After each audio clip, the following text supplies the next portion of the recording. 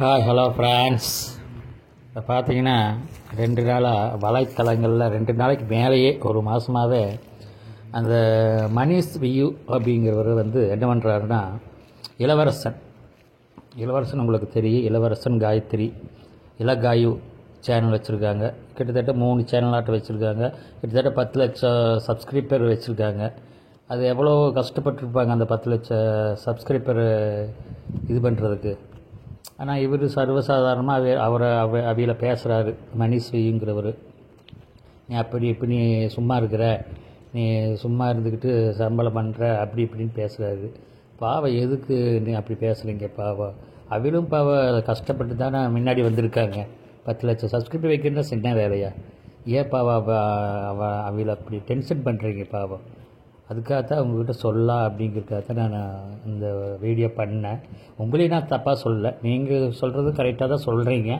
ஆனால் அது நம்ம இதில் பார்த்தீங்கன்னா, இளவரசன் காயத்ரிங்கிறது அவைய என்ன பண்ணுவாங்க, அவைய சரி நல்லா கொஞ்சம் ஓரளவுக்கு இப்போ ரன் ஆகுதுனால அவைய ஏதோ ஒரு கண்டென்ட்டை ஏதோ ஒன்று போட்டுக்கிட்டு ஏதோ அந்த இது பண்ணிகிட்ருக்காங்க. அதை போட்டு நீங்கள் அவையில் போட்டுக்கிட்டு டெய்லியுமே திட்டினீங்கன்னா அவர் என்னதான் பண்ணுவார்? பாவம், ரொம்ப டென்ஷன் ஆகுதாருங்க.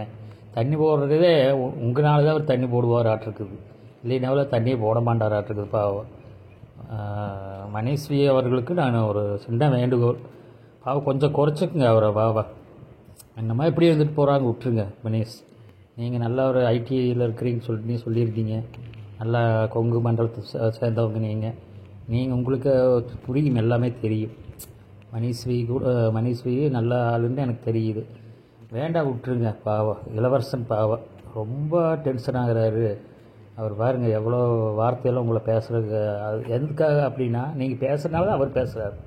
தேங்க்யூவா? சரி, வேறு இனிமேல் அமைதியாக போயிடுங்க.